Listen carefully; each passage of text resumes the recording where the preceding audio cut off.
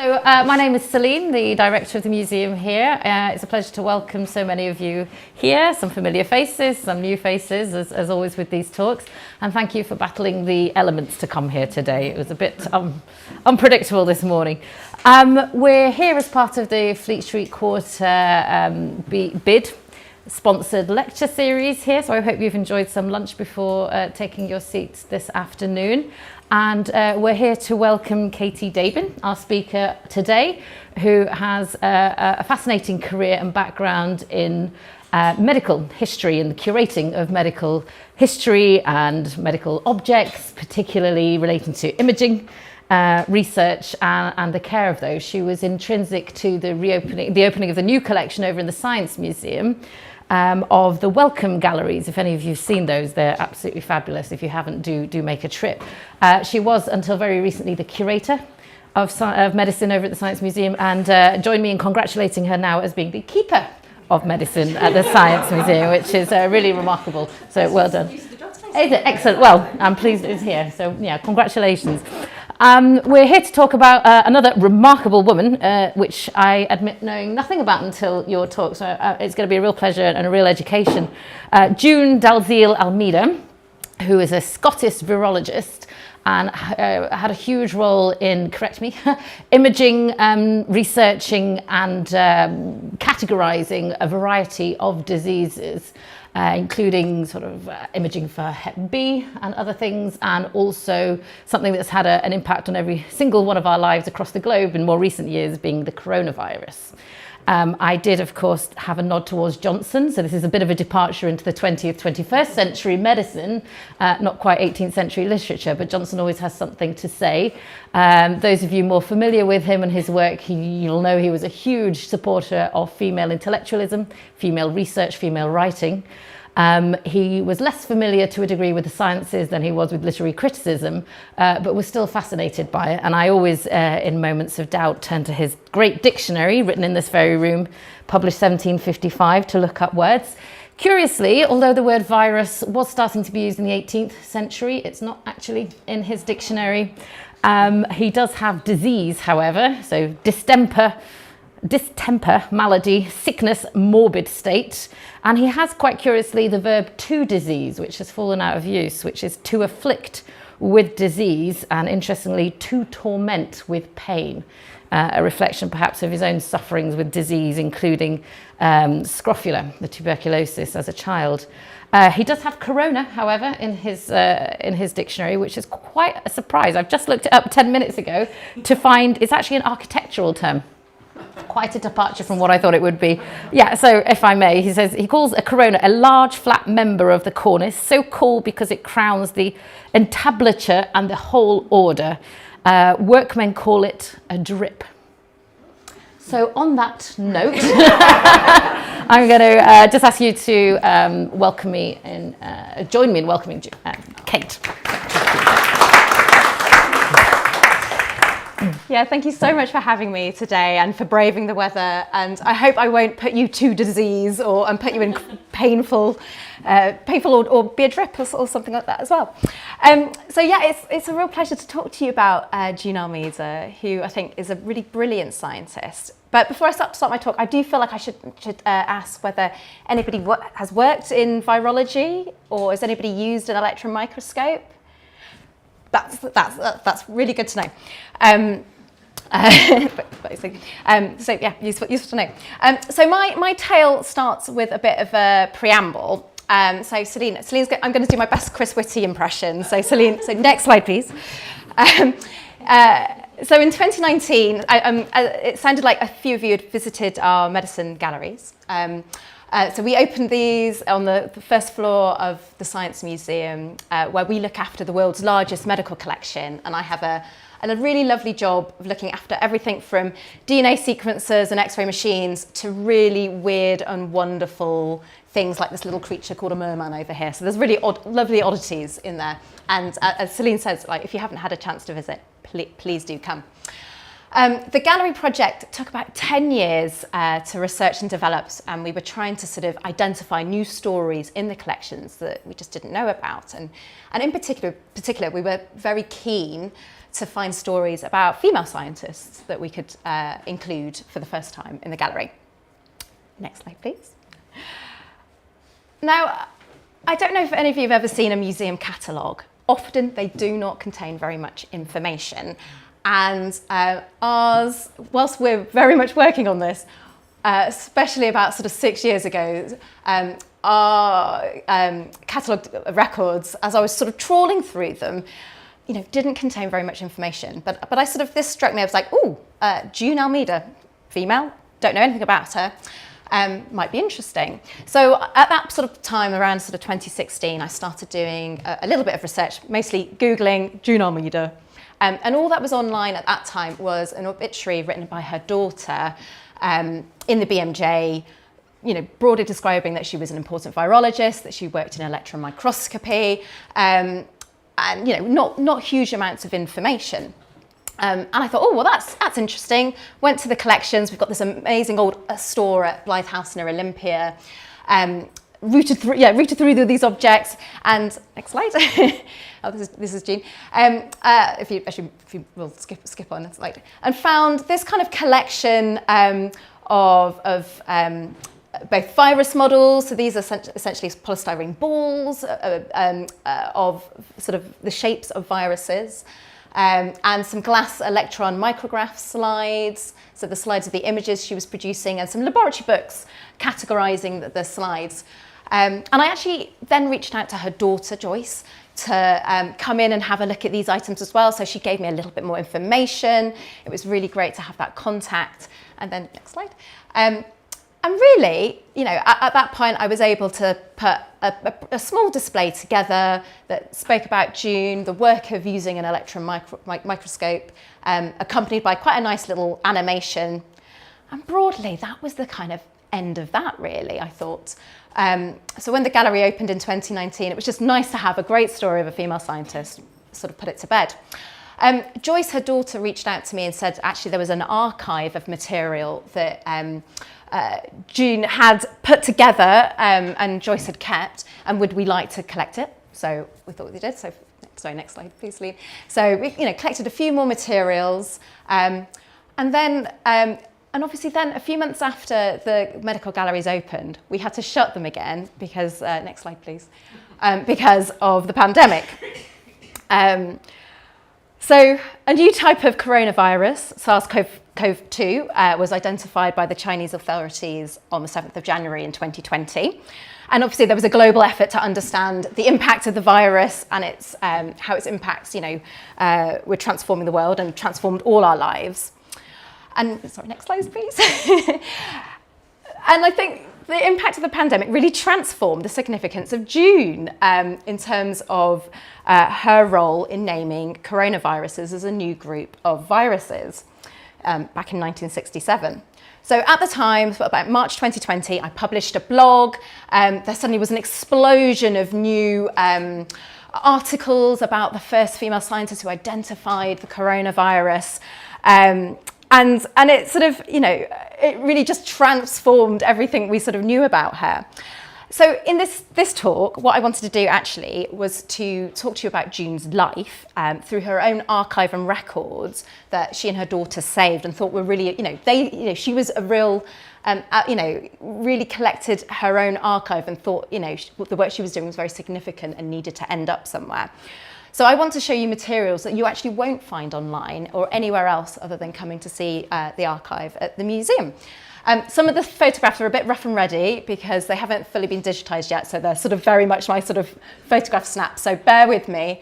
But we'll crack on and I'll tell you a little bit about June's life. Next slide, please. So this lovely image is a picture of June and her little brother. She looks very sweet in her sort of bonnet. And so June was born June Hart. Almeida was her married name of her first husband. And she was born in Glasgow in 1930, the eldest obviously of two children, born to Jane and Harry Hart, who were a shop assistant and a bus driver. So they weren't a particularly wealthy family, but June was born and raised in a flat on the second floor of a tenement building in Duntroon Street in Dennistoun, in what was essentially a very respectable working class neighbourhood, very close to the Glasgow Royal Infirmary. But in 1940, the family was struck by a really terrible tragedy. So when June was 10 years old, her baby brother died of diphtheria, which was a very serious bacterial infection, just when he was 6 years old. And well, I don't really like making assumptions about historical figures, people you haven't really met. But I think it would be fair to say that probably had a very lasting impression on her and her family. And very likely inspired her interest in biological sciences going forward. Next slide, please. June went to Whitehall School in Glasgow. Here she's pictured here in the hockey club. And she really shone academically. She was incredibly bright and hardworking. And actually in 1947, she won her school science prize. And next slide. But also sort of, not only was she sort of bright and hardworking, I think what I love about these photographs of her as a sort of teenager and young woman was that she was a really keen photographer. And I think that interest in composing an image and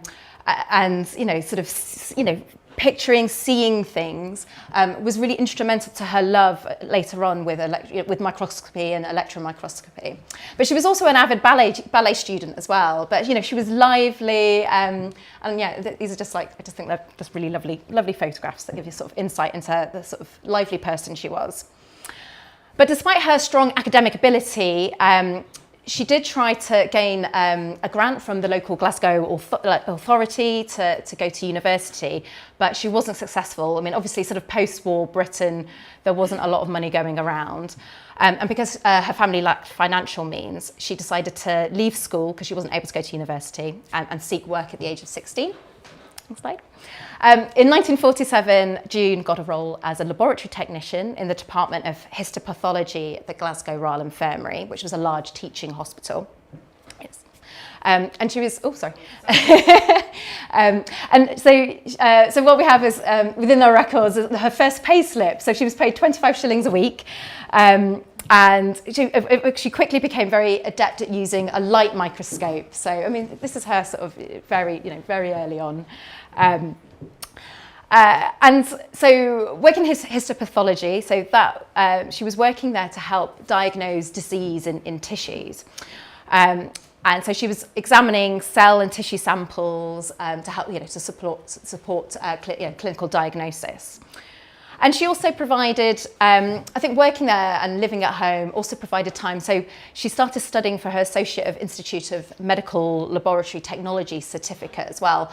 So whilst she didn't have the sort of formal university education, she was continually throughout her life always studying for the next sort of certificate and level and qualification. So she was, always sort of quite driven, I think, here. And I just wanted to sort of say, as a quick sort of sidebar, so as June's pictured here with a light microscope, this is very useful and still used today to diagnose diseases and look at, examine tissues. But these microscopes are no good for visualizing the causes of diseases, particularly viruses. So viruses are incredibly small. Next slide, please. So a virus is essentially a little package of DNA or RNA wrapped in a protective coat called a capsid. And they're only able to sort of infect and replicate inside living cells. So I just wanted to kind of include a graphic just to kind of show, really what we're looking at. So light microscopes, are pretty good for sort of looking at sort of objects of this kind of level, but when it gets down to the sort of 0.5 of a micrometer, here we go with the coronavirus, they're incredibly tiny and they're too small for the wavelength of light to actually be able to visualize. So at this point you couldn't really see viruses, and you couldn't see them with a light microscope. So in 1952, when June was 22 years old, she and her parents actually decided to move to London, and Almeida was hired by a professor of pathology at St Bartholomew's Hospital. It was called John Blacklock. And he specialised in lots of infectious diseases, but particularly like something like TB. And so she became his laboratory technician and research assistant. And I think Blacklock had been up to Glasgow and had met her there and was impressed with her work and was very happy to have her on his team at St Bartholomew's. And in London, it was there she met her first husband, Enrique Rosalio Almeida. He was actually known as Henry. I guess he did. And he was a Venezuelan artist who first came to England in 1926 as a teenager.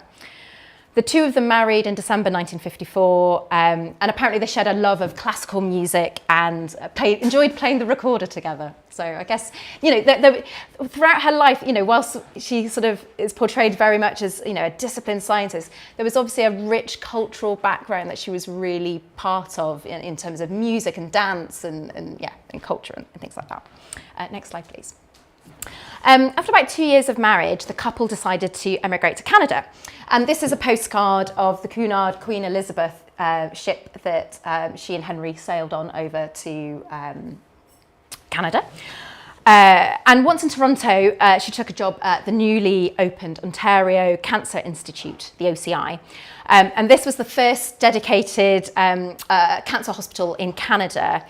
And it must have been an incredibly exciting time to join this institute, which was it was incredibly modern. It had a research institute alongside with a patient hospital for treatment, and it had cutting edge facilities. Next slide, please. Including, so at the OCI, they also had an electron microscope. So this is a picture of June with the team at the OCI. So whilst June had originally trained with a light microscope in histopathology, the only vacancy on offer to June at the Institute was to work with an electron microscope. So she took on a position of technician and research assistant to Alan Howitson. So he was an immunologist interested in studying immune responses and the relationship with cancer to our immune system at the OCI. And I think, it was this opportunity that completely transformed her career. So at this point, I hope it's useful to sort of say, what is an electron microscope? And this is a lovely Siemens Elmskop #1 electron microscope. That's part of our collections from the 1950s. So very similar to the one that she's pictured here in the Institute with. So electron microscopes were invented in the 1930s by Ernst Ruska and Max Knoll, and they made it possible to take images of much smaller objects, such as viruses, than could be done with a light microscope. So essentially, these machines fire beams of speeded up electrons, and by the process of sort of speeding up electrons, you could it gives them the properties, so they act almost like light itself. So they were a useful source to illuminate the sample that you were looking at. And because the wavelength of an electron is much shorter than that of sort of visible light, it meant essentially the using electrons in this way, you can magnify so much more, so many millions of times more than a light microscope. So which is why you can suddenly see viruses for the first time. And so Ruska originally first used an electron microscope to image the first virus, which was a tobacco mosaic virus, and that went on to become a really important research model throughout in sort of biology. But really, what the point I kind of want to make here is that by the time June's begun to start working with an electron microscope in this institute, very few people knew how to use them. Very few companies made them. Very few institutes could afford them. So the fact that she's arriving at a time to be able to be trained on this new piece of equipment. Is not only, not only was she lucky in terms of being there at the right time and right place, but she had to, be really skillful with the physics and adept to sort of master the really much more technical, use of this equipment than you needed to, learn when you were using a light microscope to produce an image. Next image, please. So June, and I think June was also fortunate in timing in another way. So she was learning electron microscopy at a moment when another sort of new technique was being introduced, a technique called negative staining. And this is an image of a coccal virus that she produced in 1965 for a calendar that was advertising Philips equipment, including new electron microscopes. And they've got this lovely lady model modelling the latest electron microscope. That's another talk I'd love to do at some point, is some of the amazing old sort of images of ladies being modelling in like CT scanners and things like that. But anyway, I'll move on. But essentially, this new technique used heavy metal to stain and dye different samples, and that sort of dyeing process meant that it would reveal all the sort of intricacies and aspects of the sample. So you could see the sample much more visibly against this background.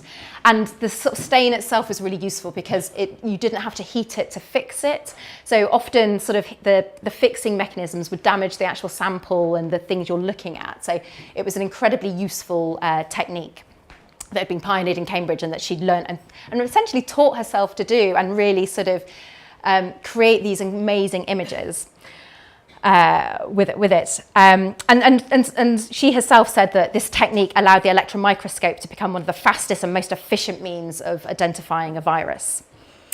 But I think that sort of raises another question about, why is it even important to see a virus and picture what they look like anyway? And next slide, please. So June very quickly grasped that studying the size and shape of viruses was a really important tool for identifying and classifying viruses. So this was a classification framework she published in the Canadian Medical Journal in 1963.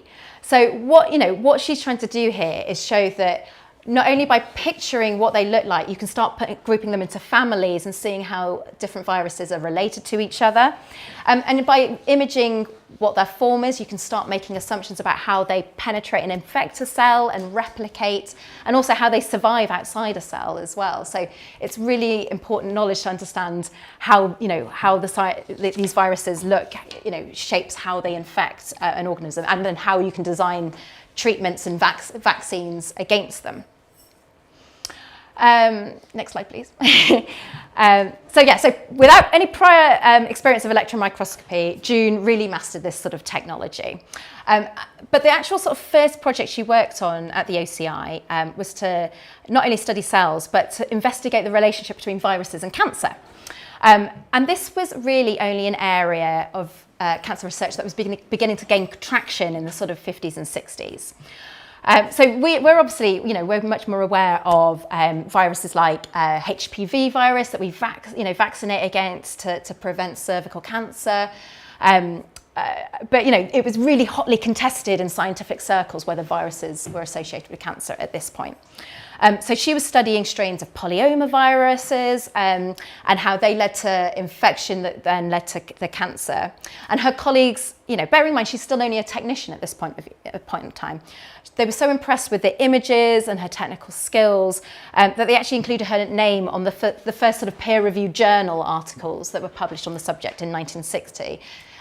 So that's really unusual at this time to really sort of be making such a name for yourself in that kind of position, because science is incredibly hierarchical at this time. I mean, it still, to an extent, is, I think many people would probably say. So she was really having an impact by, developing these skills herself. And also at the same time, when June was about 30 years old, she gave birth to her first daughter, and she had to return to work really soon afterwards because she and Henry couldn't afford to be without her salary, essentially. And I think being in Canada at the OCI was really important as well, because I think there was less emphasis on the kind of academic, the fact that she didn't have a university degree, whereas in the UK and in Europe, that was really important and would have really held her back much more so. So, here she was able to actually begin to act as an independent researcher, and she, in the early 1960s, she was producing lots of these amazing images. I mean, I love this image from the New York Times article, which was focusing on viruses and cancer and the work of the OCI. But you can see these incredible images that she's producing here. And she just starts creating journal articles, published herself as lead researcher about things like the virus of the common warts, the verruca virus, the rabies virus, chickenpox viruses. And she also pioneered to do a lot of these images, a new technique. So she didn't invent it, but she definitely taught herself and basically sort of developed the techniques so well that so many other people needed to come and learn from her. And it was a technique called immune electron microscopy, but I think it's easy to refer to it as antibody clumping. It was just a technique to get viruses to clump together. So within a sample where there might only be like one or two, you could clump them together and more easily see them. But it also, not only is it useful to sort of see them using this technique, you can actually start using it almost as a diagnostic test to see what the actual sort of load of virus is, how many virus, you can start indicating like how severe an infection was. So I think, what she's doing and her work's doing is really moving beyond kind of theoretically sort of the theory of viruses, but making it much more clinically useful as well in terms of diagnosis. Next slide, please. So her career had really sort of taken off in Canada and she was being internationally recognised. But in 1964, she and her husband Henry decided to move back to London.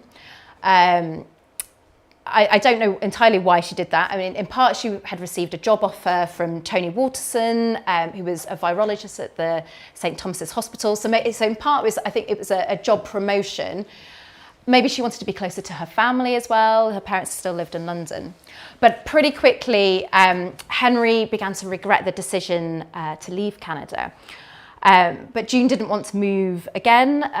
So the two of them divorced in 1967. So, June was left behind to sort of virtually sort of single-handedly bring up her 7-year-old daughter. And all these sort of scientific jobs don't pay an awful lot of money. They take a lot, they're very demanding, but they don't pay particularly well. And she really had to rely on her parents to help with the childcare while she continued this role. And it also must have been a shock to sort of move from Canada to St. Thomas's Hospital with Tony, because at the time when she first moved, the laboratory she was working in was essentially an asbestos shed on the roof of St. Thomas's Hospital, a million miles away from the beautiful latest research facility she had. But pretty quickly, Waterson, raised the funds, set up a new lab, and bought a new electron microscope. But even then, June had to, I think, fight to get her, to be essentially the lead operator of the electron microscope. This is a resource that lots of male scientists are also trying to sort of get out of. So, she had to be very forthright about her skills that she could bring her. So over the course of the next 3 years, June continued to advance her skills and establish her international, expertise in virology. Next slide, please. And her talent soon came to the attention of David Tyrrell. So he was the head of the Common Cold Research Unit, which is one of my favourite scientific research institutes come Butlin's holiday camp, it felt like. So I'll try and talk briefly about it, but I can get carried away. So Celine, if I'm really overrunning, do tell me. But so essentially, in 1946, the Common Cold Unit opened at what was an existing military hospital site near Salisbury, so in the middle of beautiful countryside, what was called the Harvard Hospital. And it had been set up to investigate the common, what were the microorganisms causing the common cold? Could we prevent them or treat them in different ways? There was a lot of, it seems kind of quite random to us that we would even look at that. But again, coming out, from the war effort, the amount of days lost to, cough, sneezes, when we were trying to be much more economically productive and rebuild after the war effort, really made this quite, a seemingly hot area of research. So the hospital had all these kind of huts. And basically what essentially they did was invite sort of about 30 sets of volunteers to come and spend 2 weeks at a time to be infected with the common cold, to participate in lots of different crazy experiments. If you flick to the next slide. And the participants essentially got a free holiday, at a time when lots of people weren't necessarily going on holidays. You got to walk around the countryside. got to be, maybe, I don't know, you wanted to be quarantined, isolated away from some family members, and you got to have a very peaceful 2 weeks. Possibly you might catch a cold at the end of it. And the research, so, there was research going on, these are the researchers here, so they were literally picking up the snotty rags of volunteers and cultivating the viruses in the... that were in the snot. They were using different techniques to try and understand common cold transmission. So they used pipettes and sneezing pipettes and everything, and they were trying to see how which viruses cause the common cold. So they were literally giving volunteers them, and this was a crazy experiment. I don't know if you can see this gentleman here. He's got a pipe. And have you heard of the scientist James Lovelock? So he's very famous with the Gaia theory. He actually worked here as a scientist very early on in his career, and he pioneered this fluorescent fake drippy nose tube, which this gentleman's wearing here, to understand transmission of the common cold. And so basically there was like a fluorescent liquid that would drip down, and they just spent the day playing cards, doing whatever. And at the end of the session, they turned the lights out and put a fluorescent lamp on, and they could see the spread of this substance all around the room that was all on the playing cards, on the kitchen, on the kettle, all that kind of stuff. So you could start understanding this sort of transmission through here. So there's loads of crazy, amazing experiments. And we're particularly obsessed with it at the Science Museum. Sorry, next slide, please. Sorry. Is that when actually the Common Cold Unit closed in 1989, the Science Museum came and hoovered up essentially the whole contents of the volunteer huts and the research laboratories. So we've got everything from like the armchairs and the desks that volunteers wrote little messages to each other on, about being bored or about viruses or about particularly attractive matrons working there. The laboratory equipment, so sort of an atomizer nozzle to recreate sneeze droplets, the board games. So we get very carried away with it. But coming back to June, so basically, along with these sort of volunteers at the Common Cold Unit, David Tyrrell was also did some other crazy things, like started collecting snotty tissues from local school children as well, because obviously school children being the main vector of like the common cold. And doing some research from a Surrey school child. Where am I on my things? This is where I get carried away. Here we go. So in 1960, he was collecting nasal washings from Surrey school children. And he began to suspect that there might be a virus causing a common cold, because there's lots of viruses that cause the common cold, that might be at work. And he labelled the sample B814. And he wondered, so at the Common Cold Unit, there wasn't an electron microscope, so they could only do so much to culture this. They couldn't see the virus or anything itself. And so what he wanted to do was to reach out to the best electron microscopist in Britain, which was June Almeida. So he contacted her, sent her this B814 sample. And so she started looking at it with the electron microscope, and she quickly noticed that the viral particles had quite a distinctive shape, that they had these short spiky projections on the outer surface. And sort of, she had done a lot of work categorizing viruses, so she pretty much knew this was like a new family of viruses she hadn't seen before. And David Tyrrell took quite a lot of convincing about this, because obviously there was always a lot of pushback about it. Have you just taken a bad image? Have you just taken a wonky photograph of an influenza particle? So she had to take amazing pictures to really show this was a new virus. And anyway, so once June had persuaded Tyrrell and also Tony Waterson about this new family of viruses, they came together and obviously sort of had to decide on a new name. And because of the sort of the halo around the viruses caused by the sort of spikes that we've all become very familiar with, the name.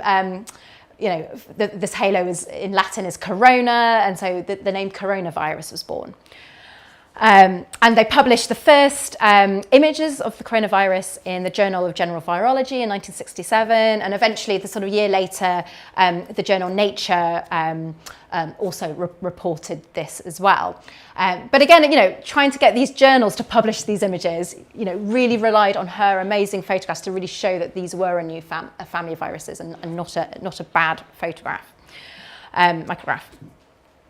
But for June, really, this discovery was kind of not very important. I mean, for her, it's just a virus associated with the common cold, not very serious. There's many more, serious viruses that she was interested in at the time.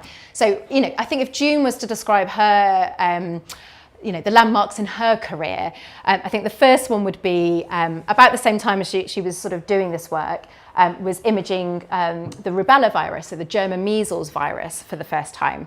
And this had become a real matter of urgency because there was a big outbreak in Europe and America between 1963 and 1965. And that was leaving thousands of children with congenital, being born with congenital abnormalities.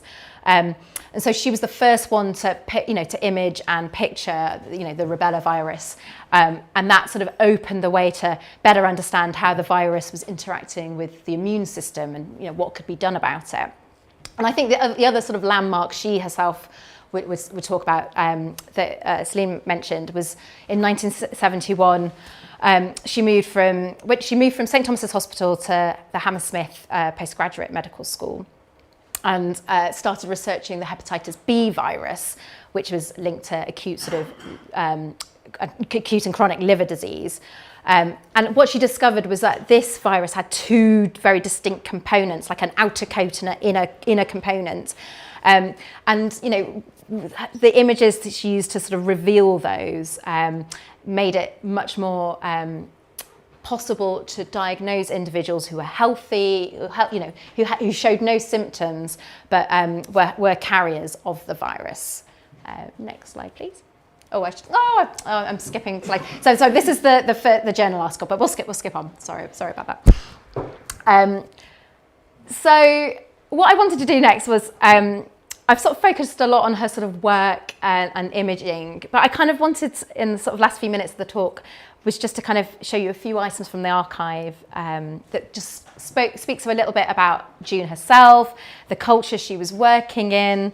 And I think the main thing to sort of pull out is that I think she had a really great sense of humour, and I think one of the things about her was that she developed a really incredible network of scientific colleagues all over the world. And when you're working in quite a male-dominated environment, she was really incredibly I think adept at building relationships with people. So these are some Christmas cards that she herself made and also she received. So there was a big, international collaboration of them making Christmas cards with images of viruses on. So this is a lovely, it's not a brilliant image. And if you can, later we can always show it a bit closer up. But there's tiny images of all the sort of negative stained little viruses that decorate like baubles, the Christmas tree, and ring out the old, ring in the new, non-caspid, caspid. So there's lots of these like Christmas cards that she received and exchanged. And apparently her daughter was saying towards the end of her life, she was just like, I'm just done with this now. Like it starts off as fun, and then afterwards you're sort of expected to do a new Christmas card every year. And I think she found it a bit much after a while. But she also wrote this like lovely little ditty and sort of an apology to William Blake. So virus, virus shining bright in the phosphotung night, which is the negative staining solution. What a mortal hand or eye dare frame thy fivefold symmetry. So I think you get a sort of sense of what she was like as well. Next slide, please. And attending conferences and sort of being part of these international networks was really important, and particularly sort of forging a reputation in research. And this is a lovely postcard from when June was attending the 1978, yes, there we go. 1978 Fourth International Congress for Virology in the Netherlands, and it reads, it's Digi's, but it's to her parents. Surviving Dutch hospitality with difficulty, lectures all day, parties all night, And have a look at the postmark. So the postmark was an image of a virus to celebrate the Congress as well, so she loved that. Love June. Next slide, please, Celine. And then the thing that really grasped, like I was so surprised and amazed by when we were looking through the archive, was that she was a really avid science fiction fan. And again, I think it goes back to her like interest in not just science, but within culture more broadly. So this is a letter she received from Isaac Asimov after writing to him in 1963. So she sent him all her journal reprints about the classification of viruses and the shapes and things, because she thought he'd be interested in viruses in relation to a lot of his science fiction writing. So he wrote back to her, thanking her for these journal articles. And then this is her in, when is she? This is her in 1974, that's what I'm trying to say, at a conference next to Isaac Asimov, and also Arthur C. Clarke's pictured here as well. So again, I think, she had a sense of the cultural value and role that viruses could play as well. So it wasn't just science. She was connected in all sorts of amazing ways to interesting people. Next slide, please. And I am definitely coming towards the end of this talk, because I know I sort of probably am running over. But the last move that June made was in 1972, where she was recruited by the Wellcome Research Laboratories in Beckenham, Kent. And there she was sort of employed to, again, continue the sort of development of diagnostic assays and vaccines for different viruses, particularly building on her work with the hepatitis B. And she remained there till about 1984, and obviously was a very, very happy grandma as well. She at the end of her life, she took a really interesting turn where she actually retrained as a yoga teacher and set up a small antiques business on the coast as well. But actually, even though she had retired, she never quite left the scientific circles, and she was always being called back in to help people with imaging, and particularly in the 1980s with the AIDS epidemic that happened. She was again sort of invited back into work and image the HIV virus, and her work was really important to identifying that virus as well. And essentially, sort of by the end, end of her life, she'd authored over 103 articles, and all her sort of images have been published in like incredibly high quality journals and lots of textbooks. And she'd carried on teaching so many different people as well, all these techniques, who went on to make their own discoveries in like the norovirus and sort of lots of different viral discoveries. And she died in 2007 at the age of 77. So I think she's an amazing person. Despite very little formal education, she carved out an incredible career, in areas of sort of scientific observation and technology and innovation. It was all very well to be there at the right place and the right time, but it was through her own sort of personal drive and expertise that she developed these skills. And I think she was apparently very modest about her work. She just happened to be in the right place in the right time. But her colleagues would describe her as having green fingers for electron microscopy. So she had attention to detail, patience, and persistence. And I think she attributed her sort of interest in electron microscopy, to have that desire to take a great photo. So that kind of harks back to her interest in photography all along, but also to be the first person to see something that no human had ever seen before. So, by looking at these viruses for the first time, it was her set of eyes, and she was really sort of driven and motivated by that. Last couple of slides. As I just check I've got the right thing. Great. I just wanted to kind of sort of broadly just touch on her legacy, really. It's really hard to know sometimes why some scientists or some individuals are remembered in history and others aren't. And I guess it only took a pandemic to give June the kind of recognition she probably deserves. And so today she's celebrated far and wide, from children's books to lots and lots of web content and articles. During the COVID pandemic, a diagnostic laboratory was named after her, and there's a medal that recognises in her name that recognises exceptional achievements by early career researchers. Next slide. And so at the Science Museum, we continue to celebrate June's legacy, so both in the medicine galleries where that display remains, but also in a current temporary exhibition called Injecting Hope, which traces the, I guess, the innovation of the first COVID vaccines. And so there we display again some of her materials and talk about her role in identifying the coronavirus. Please come and visit. It's on to the 12th of May. It's a really lovely show. And last slide, sorry.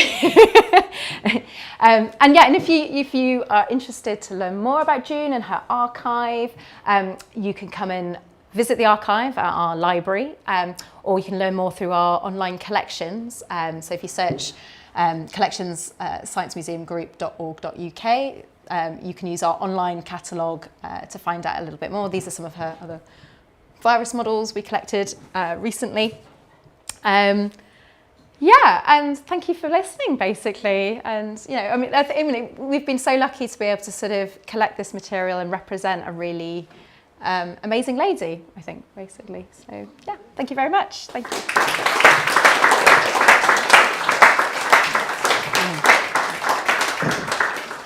Well, thank you, Katie. I'm sure, like me, you found that an absolutely fascinating talk about an absolutely fascinating woman. What a remarkable life, and what a remarkably important life in terms of the legacy and the innovation of it. I'm astounded. I really am quite floored. I would like to open the room to any questions for Katie you might have. Yes. Sorry, it's not a question, but you're going to be so jealous that I was a guinea pig in the common cold. Really? Oh, that's so amazing. I am incredibly jealous. Well, yeah, what was your experience like? Great, didn't get a cold Oh. this time. You were on the right side of the trial. Oh, amazing. I mean, it's incredible just to think about how many thousands, and because people would come back year after year to sort of participate. But did it feel like a nice sort of atmosphere being there, or was it? It was fabulous. Yes. Oh. Did they do any weird experiments? Sorry to interject, but okay. The best option being the control. Amazing. Yeah. Goodness me. Any other questions? Sorry. Yes. Was she recognised with honorary degrees and things? Was she not end up as doctor or professor? So she did. So I probably didn't spell this out enough, but so she did always sort of study throughout. So I think when she came back to the UK, it definitely was more of a barrier not having a university degree, sadly. So she was working full time studying for a university. So she did become Dr. June Almeida, and did her thesis in virology. But yeah, studying on top of that. So yeah, plus being a single mum, she was very driven, I think. Yeah. Astounding.